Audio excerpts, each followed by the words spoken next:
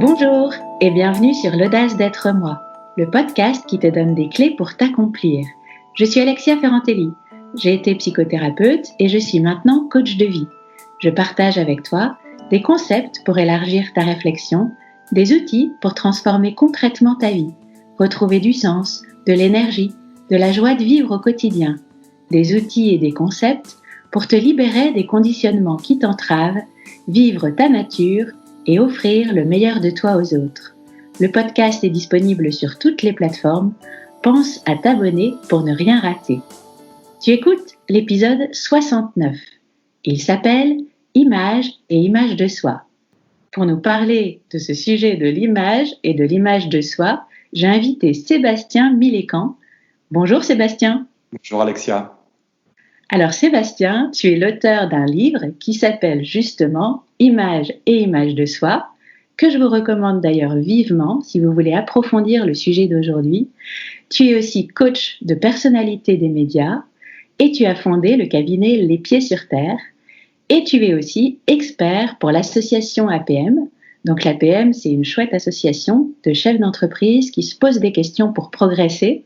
Et c'est d'ailleurs dans ce cadre-là qu'on s'est rencontrés il y a quelques mois quand je t'ai invitée dans le club que j'anime. Et j'avais trouvé ton intervention tellement passionnante que je t'ai proposé de t'interviewer aujourd'hui pour mes auditeurs parce que je pense que ça peut être vraiment un apport super pour eux. Alors Sébastien, heureuse de te retrouver. Plaisir. La première question que je voulais te poser, c'était qu'est-ce qui t'a amené, toi, à t'intéresser à ce sujet de l'image et de l'image de soi? Alors Alexia, je voulais te dire le plaisir que j'avais de pouvoir partager cette expérience avec toi et puis avec évidemment tes auditeurs, puisque ce podcast, tu le fais avec beaucoup de bienveillance et de régularité pour tes auditeurs. Et je suis moi-même auditeur des podcasts, alors ça me fait d'autant plus plaisir d'être avec vous aujourd'hui. Alors, pour répondre à ta question sur qu'est-ce qui finalement fait que je me suis intéressé à l'image et à l'image de soi, j'allais dire que peut-être quand on fait les choses dans la vie, on ne les fait pas par hasard. Et que parfois on les fait par plaisir, parce qu'on aime ce sujet-là, et j'étais initialement intéressé par les sujets de communication, mais parfois on les fait aussi peut-être parce qu'il y a une partie de nous qui a pu être blessée, ou qu'on a besoin de réparer à travers un sujet, et donc peut-être que si on travaille sur tel ou tel sujet en fonction de notre parcours professionnel, c'est pas par hasard. En l'occurrence, je me souviens j'étais en master de communication, donc j'étais déjà censé être un élève affûté en termes de communication orale, et j'avais un exposé à faire, et cet exposé m'avait été demandé par ma prof préférée.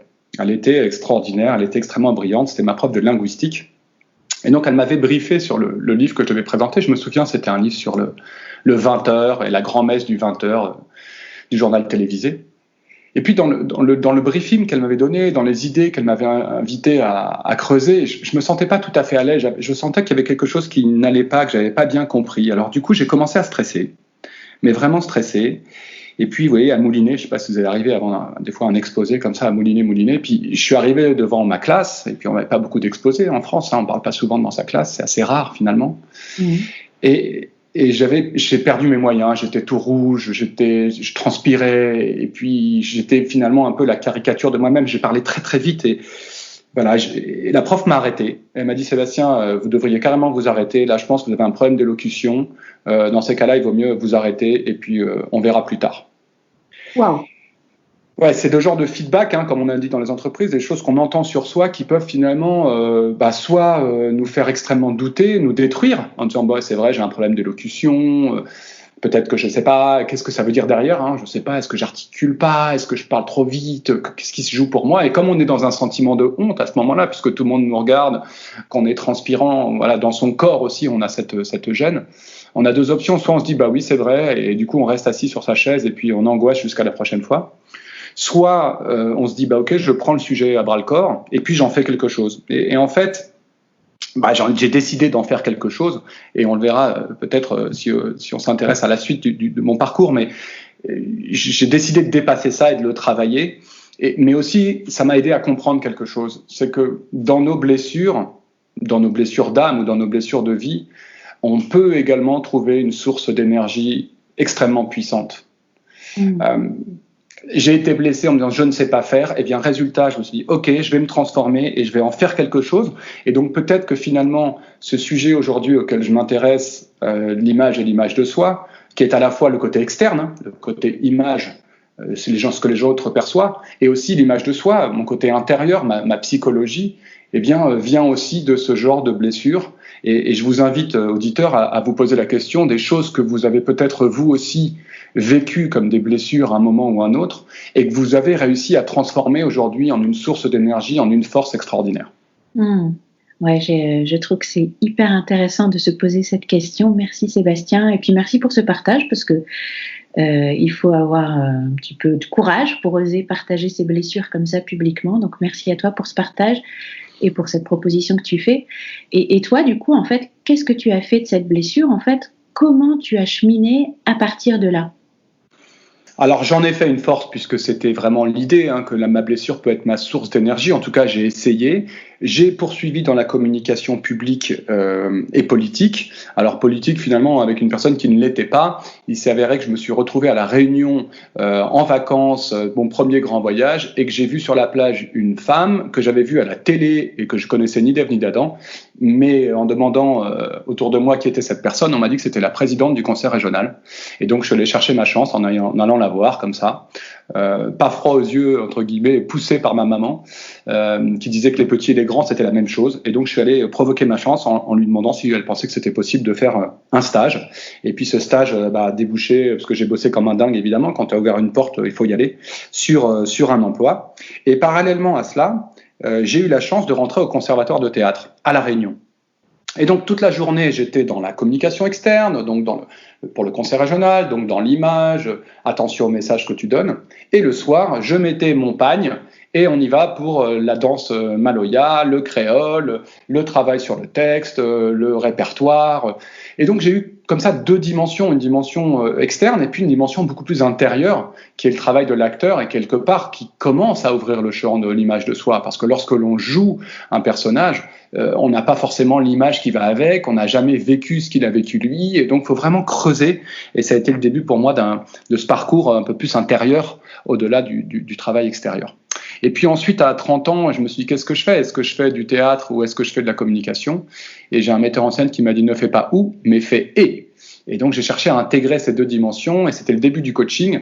Je suis rentré à Paris et j'ai eu la chance de travailler pour un dirigeant d'une boîte de conseil pour la télé, qui avait l'idée de faire un atelier de coaching et de training pour les animateurs et les journalistes de télévision.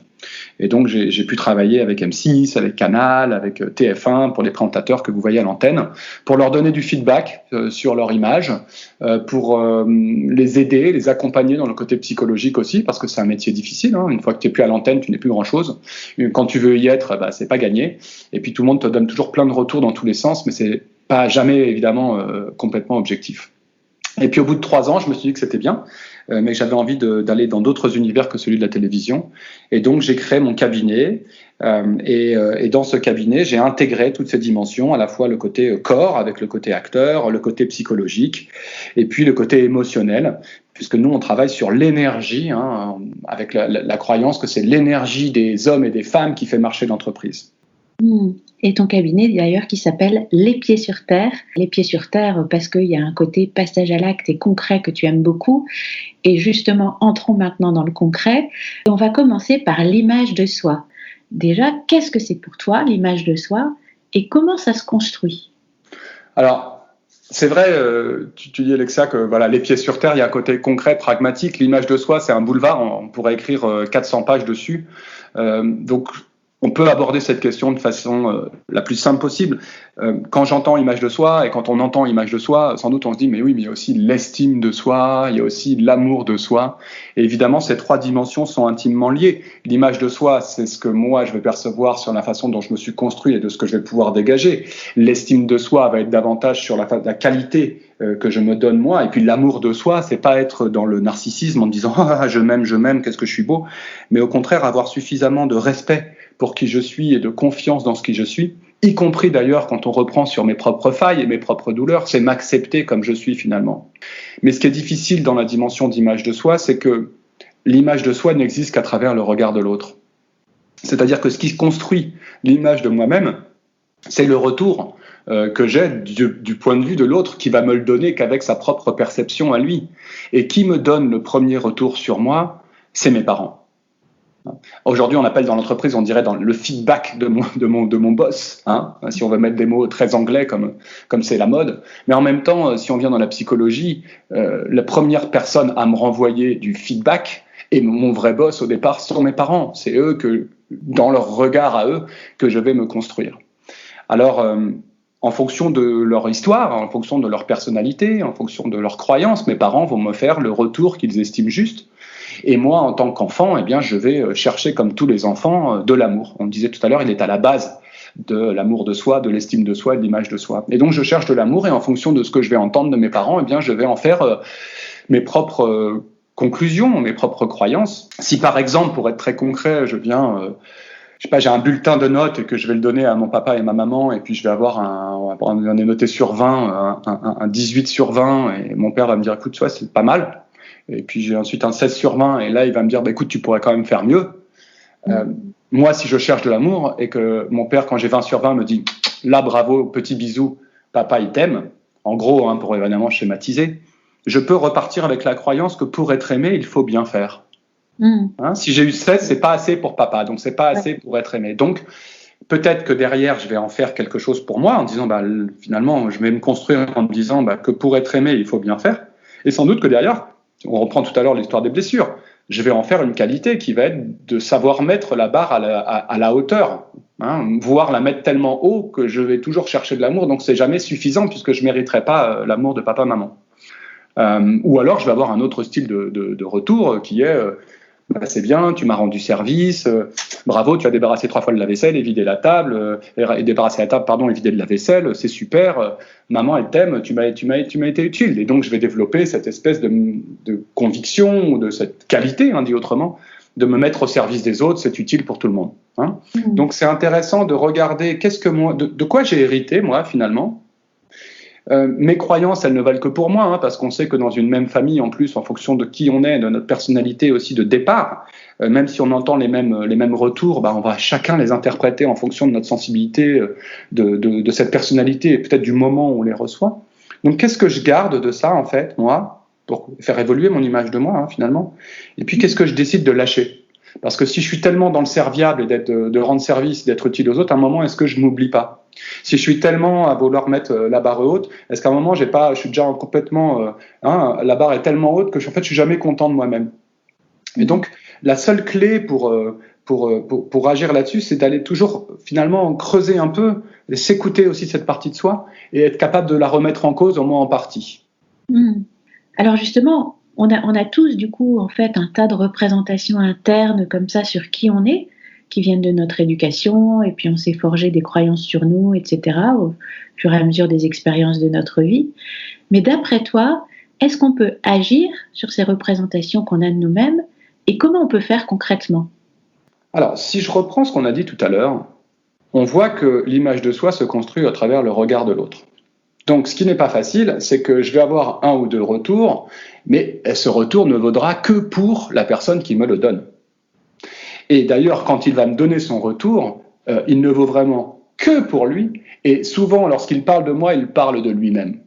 Si je dis à quelqu'un « Oh là là, je te trouve très sympa, très bienveillant et très tourné vers l'autre », la personne qui vous dit ça, remettez un jeu dans sa bouche. Elle peut très bien vous dire « Ah ben en fait, moi je suis très sympa, je suis très bienveillant et je suis très tourné vers l'autre. » Parce que même quand elle va vous donner un retour, elle parlera d'une partie d'elle-même. Donc, il y a déjà un recul à prendre par rapport à ce qui m'est dit et un recul à prendre par rapport à moi-même, on l'a vu tout à l'heure, puisque je suis dans l'émotion, dans la recherche d'amour, et donc c'est pas simple. Et donc, il y a plusieurs, finalement, façons de travailler cette image de soi. La première, si on travaille juste sur cette première dimension qui est le retour que l'autre peut me faire, c'est de multiplier les feedbacks, c'est de multiplier les retours sur soi. J'ai beaucoup de plaisir à animer parfois des séminaires ou comme tu le disais tout à l'heure, ce travail avec l'APM où les gens tout d'un coup se renvoient des choses et là j'ai une somme de ressentis.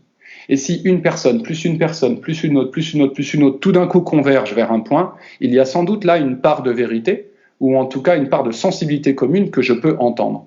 Donc vraiment, mon invitation à l'action, c'est d'abord d'aller chercher du feedback, d'aller demander aux autres. d'aller se nourrir du regard de l'autre. Non sans en faire une vérité, parce que si j'en prends un ou deux et que je considère comme étant vrai, peut-être je vais me tromper parce que ça ne vaut que pour eux, mais la multiplicité des regards peut m'aider tout d'un coup à tirer quelque chose. Donc ça, c'est une première piste. Dans mon livre, d'ailleurs, j'ai écrit un exercice là-dessus pour aller chercher du feedback, parce que ce qui est difficile dans le feedback, c'est que souvent, on va se justifier, on va répondre aux gens en disant « oui, mais c'est parce que je suis comme ça ». Et en fait, c'est juste une prise d'information. Je prends de l'info, je prends des notes et that's it. Surtout pas de retour et de commentaires par rapport à ça, sinon, ça y est, on est dans la justification, on peut pas l'entendre. Une deuxième piste, donc là, c'est vraiment psychologique, je vais aller chercher du retour. Une deuxième piste qui me semble intéressante, c'est de passer à l'action. Vous savez, souvent, on fait le lien entre image de soi et confiance en soi. La confiance en soi, elle repose sur deux choses. Elle repose sur la capacité à se poser des questions, mine de rien, et non pas à rester que dans des croyances personnelles, en disant « je sais ». Tous ceux qui ont des croyances personnelles comme ça, à un moment, ils se prennent le mur, parce que ce qui est vrai un jour n'est pas vrai un autre jour, ce qui est vrai dans un pays n'est pas vrai dans l'autre. Donc la capacité à se remettre en cause, et si vous écoutez ce podcast, c'est que vous posez des questions, et qu'elles sont justes, et que vous nourrissez du regard de l'autre. Et en même temps, pas seulement, parce que sinon on n'est que dans la tête, mais aussi dans l'action, c'est-à-dire à faire. Et quand on fait, on reprend confiance puisqu'on accumule l'expérience. Moi, je suis plutôt quelqu'un qui expérimente. J'aime bien avoir des réponses aux questions, mais je trouve qu'à partir du moment où on se jette à l'eau, on apprend. Et ça, c'est le théâtre qui m'a appris. À un moment, je me souviens, je devais jouer Oreste. Et Oreste, il a tué, pour les beaux yeux, par amour, en fait, Pyrrhus. Et j'arrivais pas à me mettre dans l'énergie de la colère de quelqu'un qui avait tué, parce que c'était tellement loin de moi. Et mon prof, pour me libérer et pour trouver ça, comme la tête ne voulait pas, comme le cœur émotionnellement était pris, parce que c'était une colère, il fallait être violent, et pour moi la violence, c'était pas ok pour moi. Ça me rappelait en fait des choses intérieures justement, qui étaient des situations que j'avais vécues personnelles, où j'arrivais pas à trouver cette énergie-là. C'est par le corps que mon prof m'a aidé à trouver l'énergie de tuer, entre guillemets, même si je suis pas du tout tueur, évidemment. Et c'était en me jetant et en me projetant sur scène comme ça à plusieurs reprises. Et à chaque fois, grâce au corps, grâce à l'énergie physique, finalement, j'arrivais à me transformer et à élargir mon potentiel. Et du coup, j'en ai fait quelque chose avec les pieds sur terre. C'est une méthode pédagogique. Et la méthode pédagogique, c'est la tête, le cœur et le corps. Vous avez 3 moteurs sur lesquels vous pouvez travailler. La tête, le psychologique, on vient de le dire tout à l'heure, je vais chercher du feedback. Le corps, l'action, je passe à l'action. Et puis du coup, le cœur qui est au milieu et qui est la partie la plus compliquée, tu le sais bien par rapport à ton métier aussi, et à tous les gens, tous les sujets que tu traites, la partie émotionnelle, eh bien, peut aussi s'équilibrer. Et j'ai réussi à trouver la tranquillité dans la colère grâce au travail psychologique, tête, et au travail d'action, corps. Donc tête, cœur, corps, c'est un système. Et donc je vous invite vraiment à pouvoir tirer sur chacun de ces 3 moteurs, parce qu'en fonction de notre personnalité, il y en a sur lesquels on est plus ou moins à l'aise, mais c'est pas grave. L'essentiel, c'est de se dire, ok, j'ai ma zone de confort, et puis je vais peut-être pouvoir, en allant ailleurs, peut-être élargir mon potentiel, et donc renforcer ma confiance derrière. Oui, j'aime beaucoup, beaucoup d'ailleurs cette méthode tête, cœur, corps. Il y a une autre chose aussi que je trouve très, très intéressante dans ton bouquin, c'est que tu parles d'image mentale. Alors, ça, on est sur la dimension tête, finalement, puisque comme le nom l'indique, image mentale, c'est quelque chose que je vais me construire mentalement. C'est une autre manière d'aborder finalement la dimension tête, parce que dans tête, il y a le psychologique, donc certaines personnes sont très à l'aise pour parler d'elles, d'autres un peu moins. Et donc, il y a d'autres façons de travailler en fait sur son mental et sur l'image de soi. Et ce qui est intéressant, c'est que notre cerveau fonctionne en images. En gros, le cerveau ne reconnaît pas la différence entre le rêve et la réalité. Donc, si vous êtes capable de vous fabriquer des images de vous-même comme un réalisateur de cinéma intérieur, vous pouvez transformer votre psychologie, et vous pouvez aussi transformer votre façon d'être au monde. Et donc la tête, le cœur, le corps. En agissant sur le mental et en fabriquant les bonnes images mentales, je peux, dit autrement, reprendre confiance en moi, retrouver de l'émotion positive, de la sérénité, de la tranquillité, et en même temps transformer ma façon d'être au monde, c'est-à-dire mon action au quotidien. Et ça, je l'ai appris dans plusieurs expériences que j'ai eu la chance de faire, notamment la marche sur le feu que j'ai fait avec Anthony Robbins, où on est vraiment dans le focus total, non pas sur les braises que l'on traverse, mais sur le résultat. Alors en anglais, c'est cool moss, c'est-à-dire la mousse cool, fraîche. dans lequel je vais finir par mettre mes pieds. Je ne traverserai jamais les braises si je ne suis pas à un moment focalisé, non pas sur les braises, parce que là je vais me dire « Ouh là là, ça y est, tu brûles », mais sur le résultat final. Et ce sont les mêmes techniques qui sont utilisées, parce qu'à chaque fois quand on étudie des choses, tant d'autres vous le savez, on revient toujours aux mêmes choses, dans la sophrologie, dans la préparation mentale du sport de haut niveau. Et donc il y a une capacité du cerveau et de chacun d'entre nous de fabriquer des représentations. Comme on dit, tu te fais un film, non ? On dit arrête de te faire un film. Souvent, je me fais le mauvais film. Alors du coup, là, je vais avoir dans ma tête, je vais me raconter des trucs, je vais commencer à me voir là où je veux pas être, et derrière, le cœur largué, le corps largué, je vais complètement me décentrer parce que je vais me raconter la mauvaise histoire. Et donc, on peut travailler sur ces images mentales, à la fois sur des images ressources. Je vais aller chercher, par exemple, un état intérieur qui me fait du bien. Je vais visualiser un endroit où je suis bien, dans mes vacances, peu importe. Et derrière, en fait, aller équilibrer le cœur et le corps grâce à ces images mentales. De même que je peux aller rechercher un état grâce à la visualisation ou une performance, un niveau de performance. Si vous prenez, par exemple, les skieurs, je ne sais pas si vous avez déjà vu, ils ne sont pas encore partis. Ils ne sont pas sur leur ski, ils sont assis et puis on les voit se concentrer et faire des micro-mouvements. Qu'est-ce qu'ils font ? Ils sont en train de se fabriquer la course idéale. Et comme le cerveau ne reconnaît pas la différence entre le rêve et la réalité, en fait, ils sont en train de se fabriquer leur passage à la porte, leur départ, leur pulsion, l'arrivée, etc. Et donc le cerveau, lui, il l'a fait 1 fois, 2 fois, 3 fois, 4 fois s'entraîner. Le corps s'est aligné, s'est préparé parce que derrière, il s'est vu dans l'idéal de soi, dans la meilleure image de lui-même. Et derrière, ils augmentent leur performance. Donc vraiment, l'image mentale, c'est un outil supplémentaire pour augmenter finalement sa confiance et travailler sur ses images intérieures et ses représentations personnelles. Alors du coup, pour le moment, tu nous as parlé de l'image de soi, mais ton expertise, c'est aussi l'image externe, c'est-à-dire quelle image est-ce qu'on donne à voir aux autres ? Et ce que tu dis, c'est que l'image qu'on donne à voir aux autres joue un rôle très très important dans notre vie, d'autant plus que depuis l'arrivée des nouvelles technologies, Internet, les réseaux sociaux, etc., notre image est devenue de plus en plus publique. Et ce que j'aimerais que tu nous dises, c'est finalement comment faire pour que notre image publique, comment on peut la concilier avec qui on est vraiment, comment on peut combiner les deux en fait. Ça, c'est un grand sujet. C'est une question intéressante et importante. Et je vais essayer peut-être de partager ce qui est pour moi l'essentiel. Aujourd'hui, on le voit sur Instagram, il y a des gens qui se fabriquent une représentation d'eux-mêmes. Évidemment, c'est extrêmement travaillé. Il y a des codes. Il faut travailler son hashtag. Il faut travailler son positionnement. C'est vraiment quelque part un métier. Et les gens qui le font bien, ils le font de façon professionnelle. Sur LinkedIn, c'est pareil. Sur Facebook, c'est pareil. Derrière, il y a une expertise.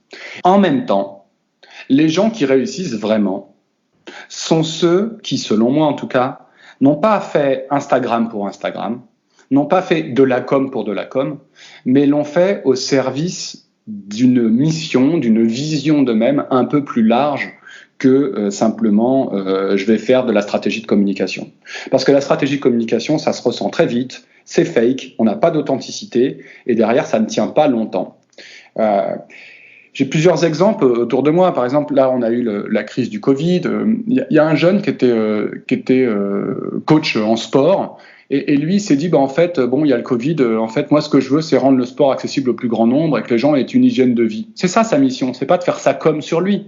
Et donc, il s'est mis à créer, comme ça, des rendez-vous tous les matins, gratuitement, avec un live sur Instagram. Et il a acquis des dizaines et des dizaines de milliers de followers très rapidement parce que sa vraie mission, son intention de départ, était celle d'aller aider chacun à accéder à des techniques de sport. Donc, il l'a fait dans une authenticité, dans une démarche généreuse. J'ai une jeune Instagrammeuse aussi dans mon environnement que j'aime beaucoup. Elle est d'origine, elle est métisse, elle est une partie africaine et une partie française. Et elle porte, même si elle cartonne et qu'elle fait des photos, entre guillemets, au bout du compte, de coiffure afro, elle va faire de la promotion de produits. Derrière, c'est son gagne-pain. Hein. D'ailleurs, tant mieux pour elle, parce qu'elle se paye ses études avec. Derrière, cette Instagrammeuse, elle a émergé grâce au travail qu'avait fait sa maman sur un site web au départ où elle a récupéré cette communauté sur la diversité et l'acceptation du métissage. Et donc, quand les gens sont portés par une mission, c'est mon sentiment, hein, je ne sais pas comment ça fait écho pour vous, mais il y a quelque chose en plus. Il y a le fameux petit supplément d'âme. Et je crois que la première des choses à faire, c'est de travailler le fond et de se dire, en fait, pourquoi je le fais ? Non pas pourquoi en un seul mot, mais pourquoi en 2 mots. Quelle est derrière mon intention ? Quelle est derrière la chose qui va faire que je vais participer à quelque chose de plus grand que moi, à participer à faire évoluer le monde ? Oui, et puis quand il y a ce grand alignement entre qui je suis, ce que je dis, ce que je fais, non seulement l'image qu'on donne à voir est cohérente, mais aussi on est dans un grand bien-être, alors que quand c'est pas le cas, c'est compliqué. Après, tu disais que en fonction des circonstances, etc., il faut aussi prendre en compte la personne à qui on s'adresse. Oui, c'est important. D'abord, la question du public, hein, comme tu dis, Alexia, à qui je m'adresse en fait, hein, à qui je m'adresse déjà. Hein, si je veux quelque part faire un exercice de communication, la première des questions à se poser, c'est pas que seulement qui je suis, mais c'est aussi qui j'ai envie de toucher, à qui je veux m'adresser. Et puis ensuite, effectivement, c'est la question qui est de mettre les réserves, c'est-à-dire qu'est-ce que j'ai envie de donner de moi et qu'est-ce que je n'ai pas envie de donner. Mais là aussi, ça tient finalement aussi à ma personnalité, à mon image de moi-même. Pour certains, ce sera beaucoup que de mettre une photo et puis un témoignage. Pour d'autres, on va y aller et puis on va enlever le t-shirt. Donc, c'est une question aussi assez personnelle, mais il faut effectivement se rappeler qu'en face, il y a un public et en fonction de qui je suis, mais aussi en fonction de mon objectif, ça va m'aider à placer le curseur et, comme tu dis, à aligner ma tête, l'image que j'ai de moi-même, mon cœur, l'émotion, mon intention, et puis mon corps, le passage à l'action. La tête, le cœur et le corps de nouveau. Ok, écoute, merci Sébastien, c'était super intéressant. Alors donc je vous rappelle que si vous voulez approfondir le sujet, vous pouvez acheter le livre de Sébastien Millican, qui s'appelle tout simplement Image et image de soi. Et vous verrez que dans son bouquin, Sébastien alterne les apports théoriques et les exercices d'auto-coaching, comme j'aime bien le faire dans ce podcast. Alors n'hésitez pas si vous aimez bien ça. Et d'ailleurs, avant de se quitter, je t'avais demandé, Sébastien, de nous préparer une proposition d'exercice d'auto-coaching. Alors on t'écoute. Alors l'exercice que je vous propose s'appelle l'arbre à mots.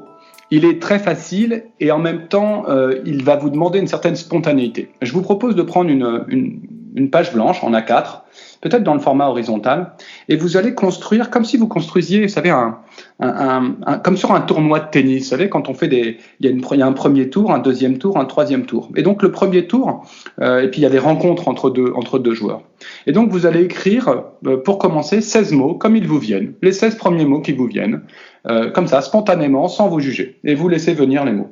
Donc avoir ensuite 8 tournois, 8 matchs, entre le premier mot et le deuxième mot, vous allez pouvoir composer un troisième mot. Si par exemple, le premier mot qui me vient, c'est podcast, et le deuxième, c'est développement personnel, et bien là, peut-être que la rencontre entre les deux, je vais dire, tiens, c'est Alexia, parce que derrière, tiens, podcast, développement personnel, moi, ça me fait penser à Alexia. Ok ? Donc vous allez écrire 16 mots, ils vont se transformer ensuite au deuxième tour en 8 mots, puis en 4, et là, c'est la demi-finale, puis en 2, et puis à la fin, il y aura une finale, et vous aurez un mot-clé, et ce mot-clé parlera de vous, parlera peut-être d'une direction, d'une intention sur laquelle vous pouvez travailler, ou d'une piste de réflexion dans ce moment présent qui est le vôtre. Donc c'est vraiment une manière à la fois c'est ludique, à la fois c'est profond, et donc d'avoir un message pour vous de ce qui est juste et important pour vous en ce moment, d'avoir un point de focus pour vous concentrer. Super, merci Sébastien. Avec plaisir. Et puis alors, on finit aussi chaque épisode par une citation, et du coup, c'est toi qui vas nous la donner aujourd'hui. La citation que j'ai choisie pour vous, c'est Victor Hugo. Et Victor Hugo a dit la chose suivante: la forme, c'est du fond qui remonte à la surface. La forme, c'est du fond qui remonte à la surface. Lorsque l'on a derrière des belles images, de la belle communication, c'est qu'il y a un travail de fond qui est fait par la personne. Et donc le travail sur soi que vous faites là en écoutant ce genre de podcast ou toutes les choses qui peuvent vous inspirer, le travail sur ce que vous avez à défendre, le travail sur votre mission, c'est vraiment ce qui va pouvoir ensuite permettre de donner la puissance de la forme et donc de l'image externe. Ok, très très belle citation. Merci Sébastien, à bientôt, je te souhaite une belle journée. Merci Alexia et merci à tous tes auditeurs. Alors j'espère que cet épisode vous a plu. Vous retrouverez les références du livre de Sébastien Milécan et le lien aussi vers son cabinet Les Pieds sur Terre dans les notes de l'épisode. Si tu aimes écouter ce podcast, partage sur les réseaux sociaux et laisse un commentaire sur ta plateforme de podcast. Merci. Et si tu as envie d'aller plus loin, rejoins l'école d'auto-coaching AMACT. Chaque mois, on se concentre sur un domaine, on étudie plus en profondeur les outils et les concepts que je développe dans ce podcast et on les applique. Si tu veux en savoir plus, envoie-moi un message à l'aide de la fiche contact du site l'audace-d'être-moi.com, tout collé, sans apostrophe. À bientôt!